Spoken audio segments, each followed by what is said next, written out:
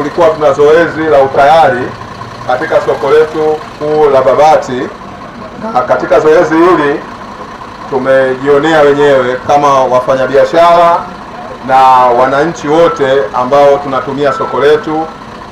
Tumekuwa na utayari katika janga la moto ambalo lilikuwa katika eneo letu la soko, na tumeona katika zoezi hili la utayari mapungufu yote ambayo yametokea katika kipindi ambacho sisi kama wananchi, wafanyabiashara na uongozi wa soko inatakiwa tuwe na tahadhari za kuweza kulikinga hili soko, kwa kuwa tunaamini Mheshimiwa Rais wa Jamhuri ya Muungano wa Tanzania Dr. Samia Suluhu Hassan alifanya juhudi kubwa ili soko liweze kukwamua uchumi wa wananchi wa wilaya ya Babati na kuweza kufanya wilaya yetu iweze kuendelea kimaendeleo. Sasa sisi kama Jeshi la Zimamoto na Uokoaji, jukumu letu kubwa ni kuhakikisha miundombinu yote, wananchi katika huduma zenu katika maeneo haya ya umma, kitaalamu tunaita public areas, ni maeneo ya umma ambayo yanatumika kwa ajili ya shughuli za kujipatia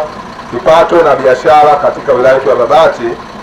Kwa leo katika kupitia soko hili la wilaya ya Babati, soko kuu, tumeona kabisa changamoto zilizojionyesha endapo litakapotokea janga la moto.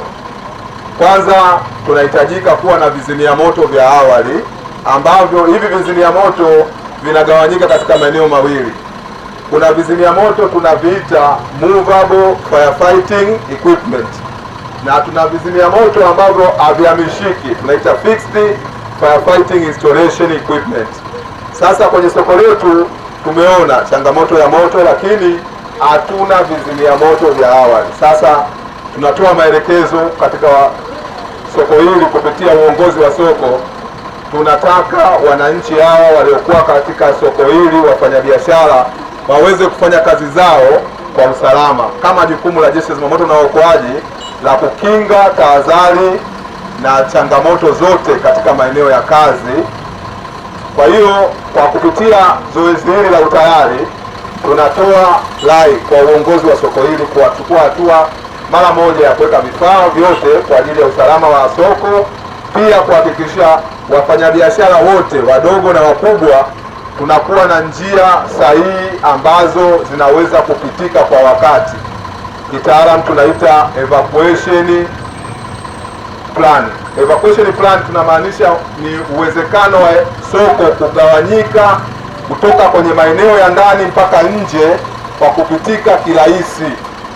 Leo tumeona mtambo wetu wa kuzima moto umeweza kupita kwa shida sana kwa kuweza kupata njia finyu ambayo imezingirwa na biashara na kusababisha kuwa ugumu sana kutoka eneo moja kwenda eneo lingine, na hii imetuonesha kabisa endapo jambo litakalotokea eneo lolote itakuwa ni ngumu sana kufika kwa wakati. Kwa hiyo na lenyewe nitoe rai kwa uongozi wa soko kwamba hizi njia ziweze kupitika kwa wakati wowote, na tumekuja kwa mfano huu mmoja wa janga la moto, lakini majanga ni mengi.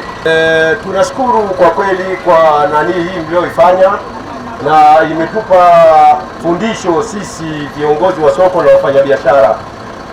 Ni kwamba kwa muda mrefu sana uongozi wa soko kuu Babati umekuwa ukiwatahadharisha wafanyabiashara au ukiwaambia wafanyabiashara kwamba wasogee nyuma kwenye eneo lao lile la kazi la kawaida badala ya kupeleka vitu mbele, na hii leo imethibitika hapa ambapo gari hili limekuja likawa linapata shida kupita. Sasa tunawashukuru Jeshi la Zimamoto, mtambo wenu huu mliokuja nao hapa umeshindwa kupita, lakini tunashukuru wafanyabiashara waelewa, wamerudisha nyuma, na mpaka sasa hivi unavyoona hapa wamerudi nyuma, na sisi kama uongozi wa soko au kama serikali tunasema kwamba tutalichukua ombi lenu hilo ili au wafanyabiashara warudi kwenye sehemu zao, ili siku ya siku ikitokea ya dharura kama hii, ili mtambo wa zimamoto uweze kupita na uweze kuzima huu moto wetu kama leo tulivyoona. Maafisa wa zimamoto kwanza tumepiga simu na wamekuja kwa wakati kuja kuzima moto ambao tuliona kwenye eneo la soko letu ambayo ni sehemu ya chooni kule, lakini kila siku waga tunaeleza kwamba watu tuache njia, ni kwa sababu ya usalama. Sawa. Sasa kama leo wote tumejionea kwamba ikitokea dharura basi gari haliwezi kupita. Mimi naweza nikasema jeshi la zimamoto, hongereni sana. Alafu sisi wafanyabiashara ambao tunafanya biashara katika soko kuu, tunaombeni sana tutii sheria bila shuruti, kwani mfano unaoonyeshwa na gari zetu za zimamoto, wao tumewapigia simu baada ya sekunde 10 wamefika kwenye eneo la tukio. Je, ingelikuwa ni katikati ya soko pasipokuwa pembezoni mwa soko kule kwenye choo, saa hizi hapa tungepata hasara kwa mali zetu. Huu ni mfano tumeonyeshwa tukiwa tumeshamaliza lile zoezi na tukaambiwa tusogezeni nyuma, gari zimepita kwa shida.